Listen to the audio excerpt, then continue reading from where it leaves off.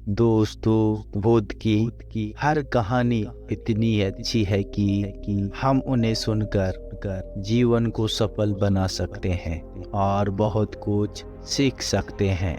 एक बार एक इंसान अपने जिंदगी से बहुत परेशान था। वह हर समय अपने आप को कोसता रहता था कि क्या जिंदगी मिली है मुझे, क्या जीवन है। हर परेशानी मेरे ही सर पर क्यों आती है, हर दुख मुझे ही आकर क्यों घेरती है, हर झंझट मेरे ही ऊपर क्यों आती है। एक दिन इसी तरह बैठा हुआ वह खुद को कोस रहा था कि क्या नसीब है मेरा, क्या किस्मत है मेरी, क्या जिंदगी है मेरी। तब अचानक एक बाज अपने शिकार को पंजों में दबाए हुए एक पेड़ पर आकर बैठ जाता है और वही पर अपने उस शिकार को खाने लग जाता है। यह परेशान आदमी जब उस बाज को देखता है तो कहने लगता है कि क्या जिंदगी है इसकी, क्या जीवन जी रहा है, क्या मजे कर रहा है। इसे खाने की चिंता, ना पीने की चिंता, ना बहनने की और ना ही परिवार की चिंता। आराम से शिकार करता है और मस्त खुली हवाओं में कभी इधर तो कभी उधर घूमता है। सारे दिन आसमान में उड़ता रहता है। असल जिंदगी तो यही है, असली जीवन तो यही जी रहा है। और फिर वह आसमान की तरफ देखकर जोर जोर से चिल्लाता है कि काश मैं भी एक बाज होता तो मुझे भी कोई दुख नहीं होता, मुझे भी कोई परेशानी ना होती। काश मैं भी एक बाज होता। जब वह 2 से 3 बार जोर जोर से चिल्लाता है कि काश मैं भी एक बाज होता तो मुझे भी कोई दुख ना होता, मुझे भी कोई परेशानी ना होती।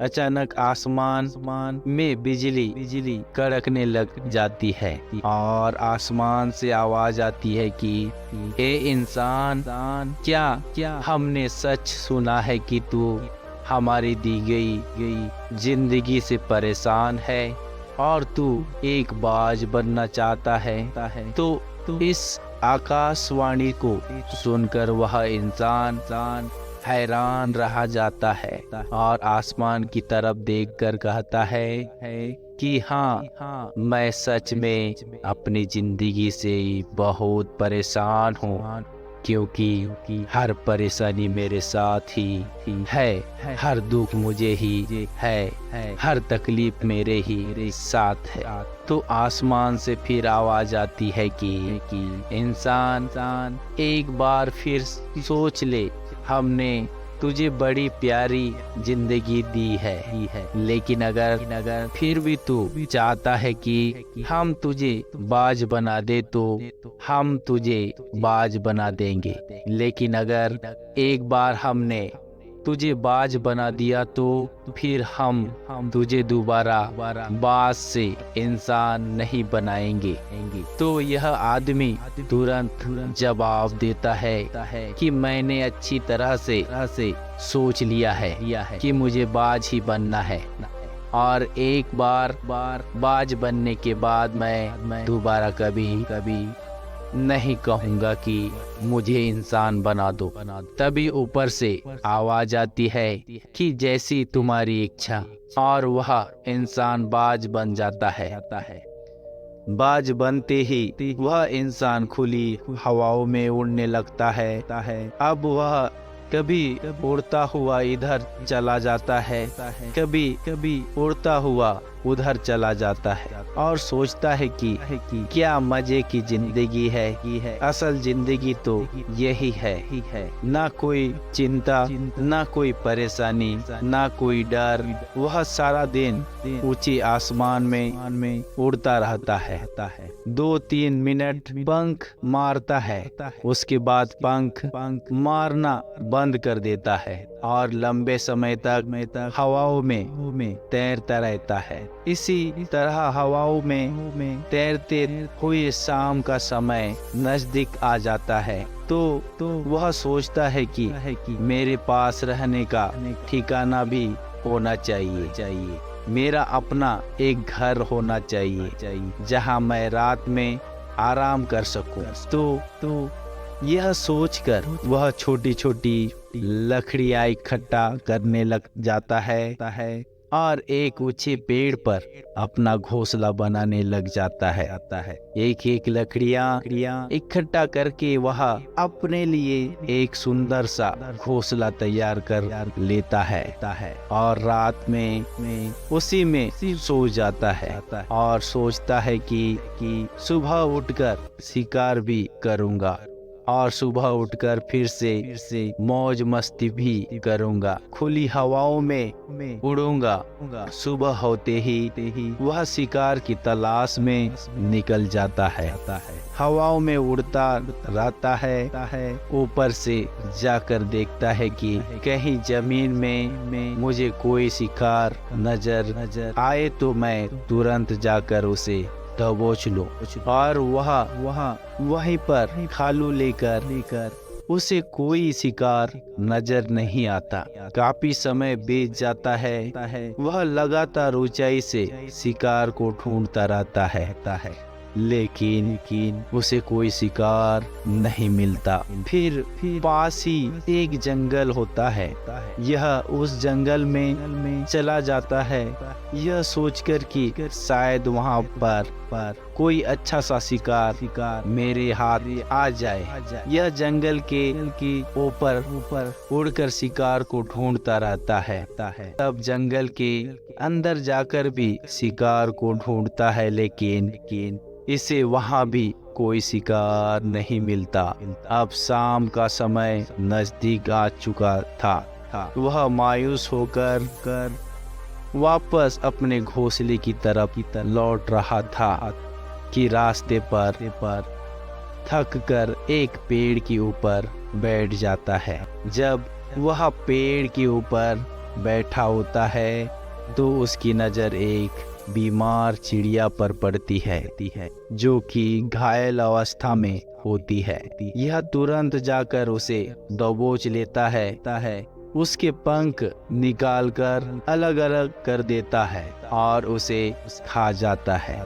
उस चिड़िया को खाने के बाद वह अपने घोंसले की ओर चला जाता है और रास्ते में सोचता है कि चलो बीमार चिड़िया ही सही, लेकिन कुछ तो खाने को मिला।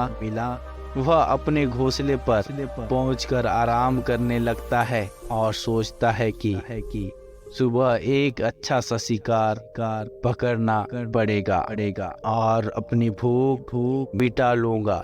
जैसे ही सुबह का प्रकाश होता है वह निकल पड़ता है अपने शिकार की तलाश में। वह हवा में उड़ता रहता है, उड़ता रहता है लेकिन आज फिर कोई शिकार इसके हाथ में नहीं आता।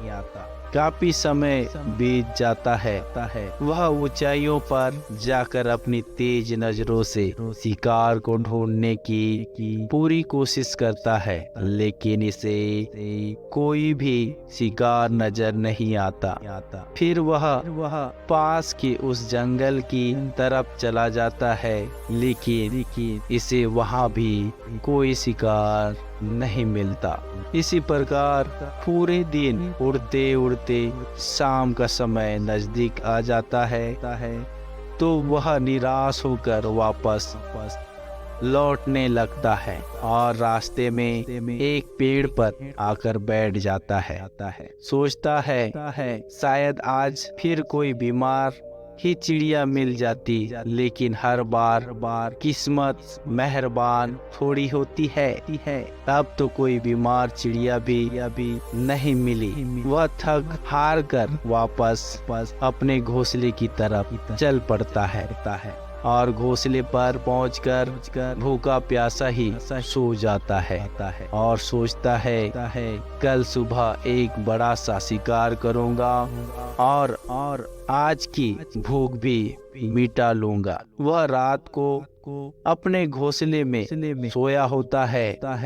गहरी नींद में होता है कि तभी एक भयानक तूफान आती है। इस तूफान की हवा इतनी तेज होती है कि इसके घोंसले को उड़ाकर फेंक देता है और घोंसला बर्बाद हो जाता है। बाज बुरी तरह से घायल हो जाता है। तूफान की रुकने के बाद बारिश शुरू हो जाती है। तेज बारिश होती रहती है, पर वह किसी तरह से पेड़ों के नीचे छुप कर बैठा रहता है। बड़ी ही मुश्किल से इसकी रात कटती है। जब सुबह होती है तो बारिश रुक जाती है।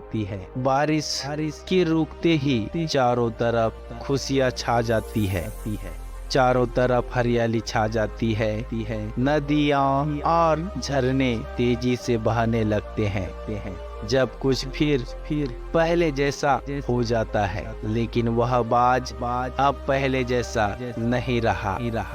इसका पाँव बुरी तरह से घायल हो चुका है। इसके पंजे में एक लकड़ी लग गई थी। उसकी वजह से इसका पंजा बुरी तरह क्षतिग्रस्त हो गया था। और मैं आपको बता दूं कि बाज का जो पंजा होता है वह उसके शिकार को पकड़ने के लिए सबसे जरूरी होता है, क्योंकि बाज अपने पंजों से ही अपने शिकार को पकड़ता है, दबोचता है और फिर अपने चोंच के माध्यम से चोच कर खाता है। लेकिन अब इस बाज का पंजा बुरी तरह से घायल हो चुका था और वह पिछले 2 दिनों से भूखा भी था। वह शिकार की खोज में थोड़ा सा उड़ता है कि शायद फिर कहीं कोई बीमार चिड़िया भी उसे मिल जाए, लेकिन वहाँ बार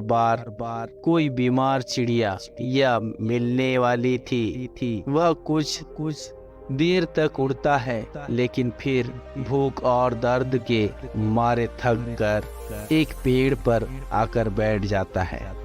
वह पेड़ पर आकर बैठ होता है कि उसे पता नहीं था कि वहाँ एक और मुसीबत उसका इंतजार कर रही है।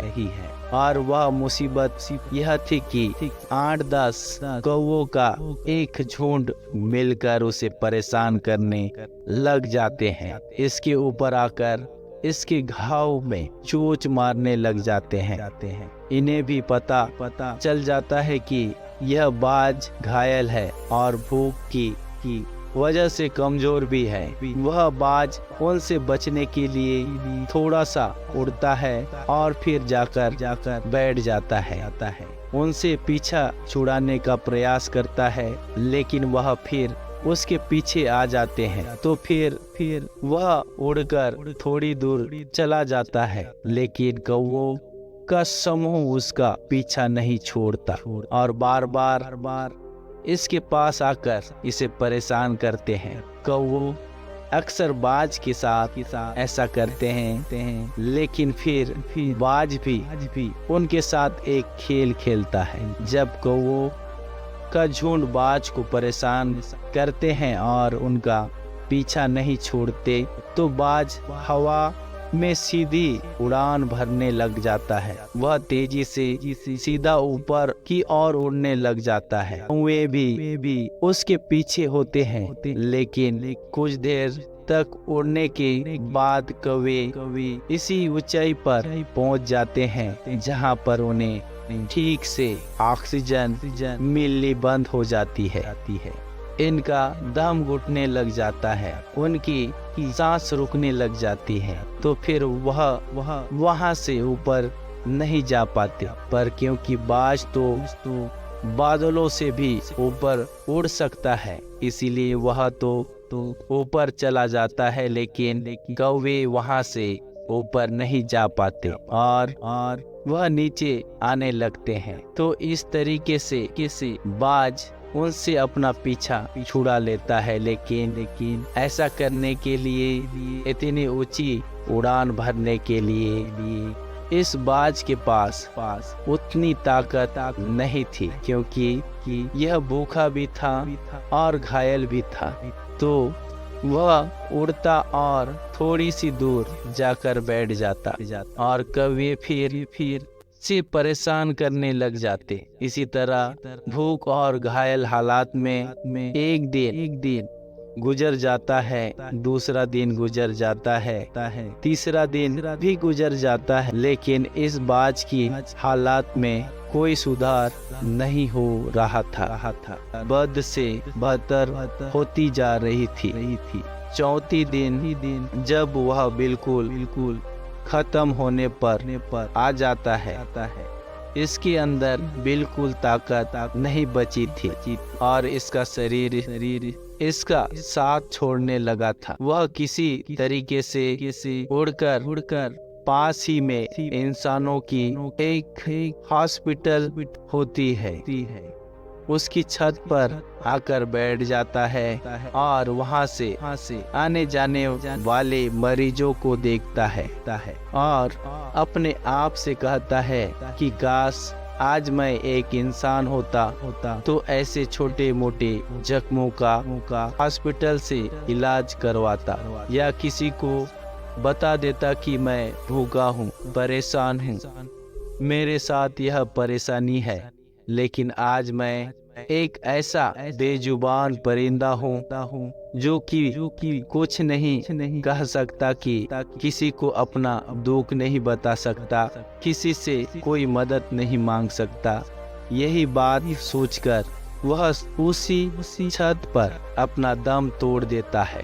वह अपनी जान की कुर्बानी तो दे जाता है, लेकिन साथ ही साथ हमें यह सीख भी दे जाता है कि आपको जैसा बनाया गया है, आप जैसे भी हो उसी में खुश रहो और उसी में बेहतर करने की कोशिश करते रहो, ना कि इस बात से परेशान रहो कि काश मैं ऐसा होता, काश मैं वैसा होता, काश मैं यह बन जाऊं। आपको जैसा भी बनाया गया है, आप उसी में अपना सर्वश्रेष्ठ करने का प्रयास करते रहो। दोस्तों, यह कहानी तो काल्पनिक है, लेकिन हमें जीवन का एक बहुत ही महत्वपूर्ण नियम सिखा कर जाती है कि हमें जैसे भी हैं अच्छे हैं, बस हमें उसी में अपना सर्वश्रेष्ठ करने का प्रयास करना चाहिए। दोस्तों, आपको कहानी कैसी लगी नीचे कमेंट बॉक्स में जरूर बताएं और वीडियो अच्छी लगी हो तो ज़्यादा से ज़्यादा लोगों तक शेयर जरूर करें और इसी तरह के रोचक कहानी सुनने और देखने के लिए हमारे चैनल को सब्सक्राइब जरूर करें। मिलते हैं अगली वीडियो में किसी और अच्छी कहानी के साथ। तब तक के लिए आपका बहुमूल्य समय देने के लिए बहुत बहुत धन्यवाद।